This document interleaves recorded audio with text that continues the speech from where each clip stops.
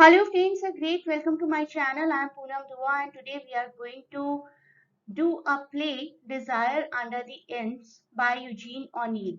This is part 3B, part 3 Allahabad University, paper 2 drama. This is going to be very useful for your upcoming PGAT entrance examination. Let us know about this writer and some of the famous writings by him. The Hairy Ape 1922, Desire Under the Elms, which we are going to cover today, 1924. Morning Becomes Electra 1923, and this writer won the Nobel Prize in 1936. Any of these can be a question, the authorship can be a question, the Nobel Prize year can be a question, and his lifespan also can be a question. As I told you, this is a 1924 play, Desire Under the Elms. 1924 play by writer Eugene O'Neill, and like Morning Becomes Electra, Desire Under the Elms signifies an attempt by this writer to adopt plot elements and theme of Greek tragedy and tragedy of Phaedra, Hippolytus and Theseus is used here. We need to understand Hippolytus first to understand this play. This is a 1924 play, as I told you, and based on the myth of Phaedra, Hippolytus, and Theseus. Hippolytus is actually an ancient Greek tragedy by Euripides, and this play is based upon that. According to mythology, according to legend, Phaedra was the daughter of Minos and Pasiphae and the wife of Theseus. This you need to remember. Phaedra was the wife of Theseus. Phaedra fell in love with her stepson Hippolytus, who was the son of Theseus actually.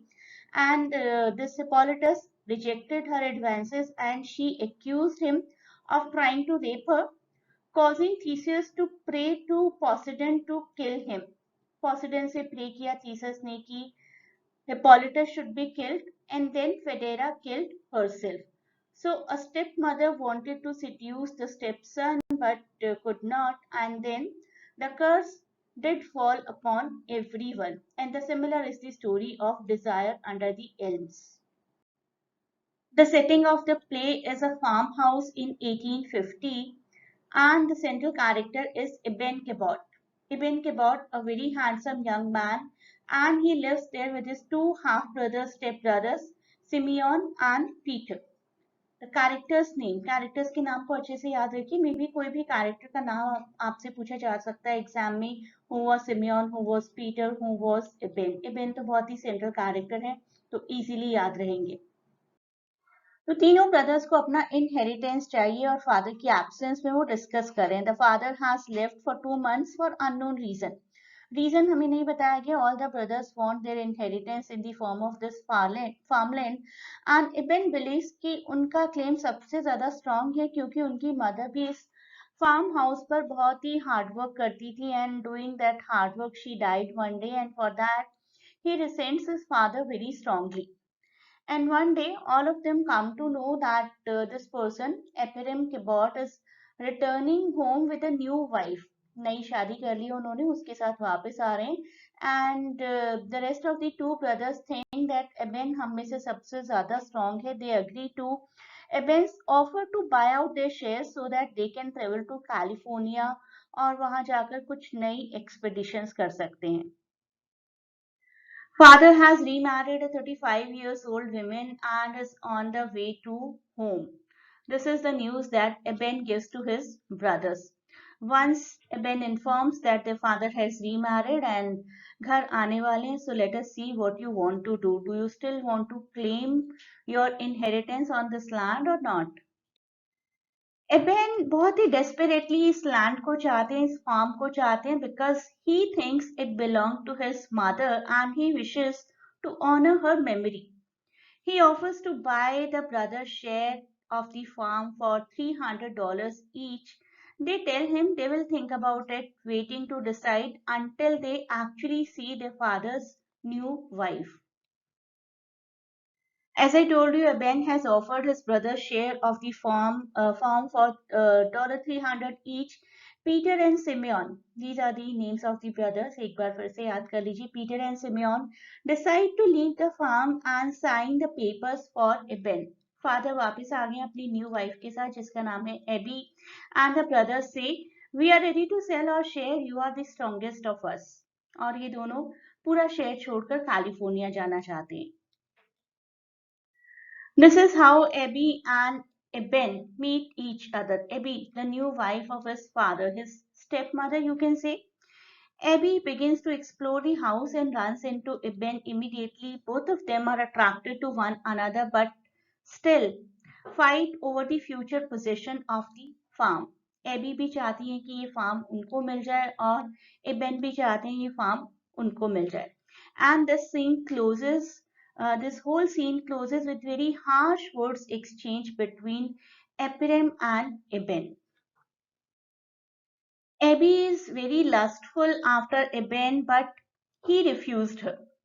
Abby convinces Ephraim that Eben is needed to do the farm work and she then suggests they should have a son and Ephraim promises to give her the son and the farm, both. Ephraim कहते हैं कि you will get both. Specifically, if you will give me a son, you will get this farm. Abby then once goes into Eben's room and kisses him. He kisses her too, but then he feels very confused, pushes her away, and eventually Eben gives in and admits that he also loves her and loves her since the very first hour they met. Baby of Eben and Abby is born. Abby, as I told you, is in love with Eben and Eben also responds in a positive way. A baby is born and biologically it is the son of Abby and Eben. Ephraim throws a party for the birth of what he considers his new son. Abby goes upstairs and finds Eben and they kiss again and she says the baby looks just like him. Ephraim has also noticed the same thing and he is a little restless. He goes outside for fresh air and with a feeling that something is amiss, something is not at rest. Ephraim comes to Eben and fights over the right of inheritance and says, you will not get the farm now as I have a son. Eben by this time is very much convinced that Abby has been using him and confronts her about it. You are behind all this conspiracy. You used me. I do not love you anymore. This is what Eben says to Abby. Abby really loved him by heart and she had no intentions like that she wants the inheritance anymore. The love of Eben is more important for her and she says, isn't there any way that you can love me back? Hysterically, she asks that if there is any way, any single chance to prove that she did not have a son with him to steal the land from him, would he ever love her again?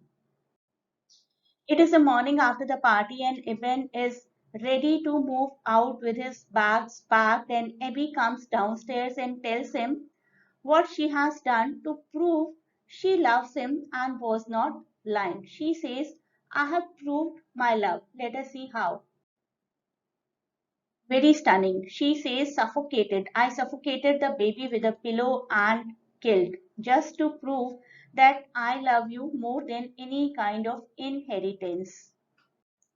Listening to this, Eben is completely angry and says, I'm going to get sheriff. You are a criminal. Eben comes back and confesses that he still loves her but has told everything to sheriff and they are coming to arrest. I told the sheriff but I still love you and I'm also partly responsible for this murder. And Abby says, I do not want you to take the blame. But the sheriff arrives and both of them are taken away together. Both of them are arrested and this is where the play ends. You will see the glimpses of incest and Oedipus Rex here. The play is indebted to the Greeks in its classical Oedipal hatred of the father. Sophocles' play Oedipus Rex had the very theme of incest and immoralities, and the play ends with a tragic note. The lady kills her newborn in order to prove her love and loyalty to her stepson lover, I must say. The overtone of incest in the play caused too much controversy, but that remains the theme of this play. Let us see what is there with the title. Desire under the Elms. There are actually two elm trees on both sides of this farmhouse. In the play, two elm trees symbolize Moz. Mo, who was mother of Ibn. Moz and Abby's oppressive and powerful maternal energy. दोनों trees मो और AB को symbolize करते हैं और उनके desires को symbolize करते हैं। किस तरीके से एक पेट्रियार्क घर में रहते हुए उन्होंने अपनी मैटरनल एनर्जी को कंटिन्यू रखा, अपने भी खुद के डिजायर्स थे, उन डिजायर्स को भी बनाए रखा। ऑल्दो मो was the character who had already died when the play begins, but still मो के डिजायर उनके सन इबन की फॉर्म में अलाइव थे और एबी के डिजायर्स हमें डायरेक्टली दिखाए गए। So desires under the elms, that is how the title is signified. Elm represent the natures and desires thwarted by Puritanism. Nature can be suppressed but not for long. This is what has been shown in this play. And in the end, a question for you. The role of Hippolytus, Phaedra, and Theseus are taken by which three characters in this play, respectively? Please write down in comments. Thanks for watching. Best of luck for your exams, and please do not forget to share and subscribe the channel and provide your valuable feedback in the form of comments.